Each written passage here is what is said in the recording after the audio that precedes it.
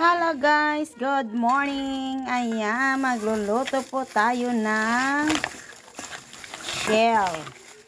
Yung tawag po nito sa amin ay litob. Hindi ko po alam kung ano tawag dito.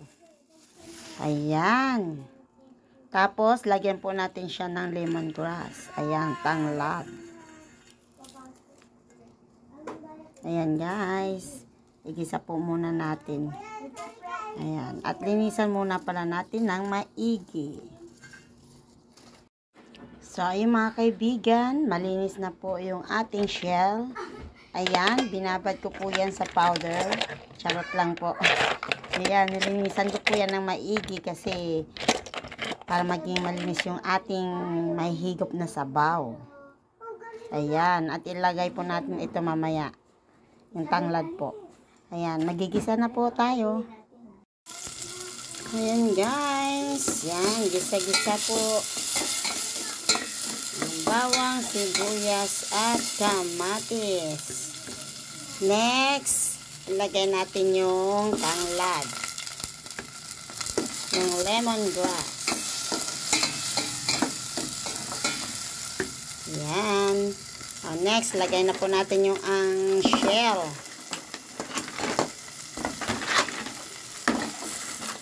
Yung litob. Litob kasi guys tawag sa amin dito sa probinsya. Dito hindi ko alam kung anong tawag dito. Nabili lang ako ng 1 kilo. Mura lang to guys. 60 pesos lang 1 kilo.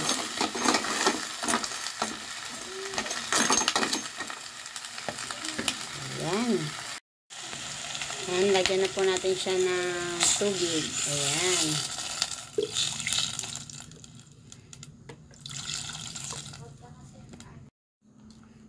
Ayan. Lagyan natin po ng asin. Tapos, konting magic. Pampalasa.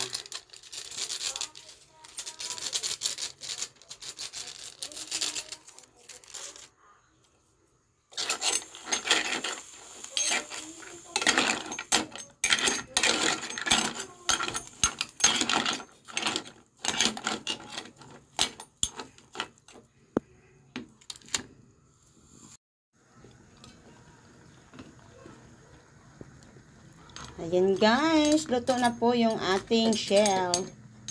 Yung litob, ayan po yung laman niya sa loob. Parang orange. Ayan guys, oh.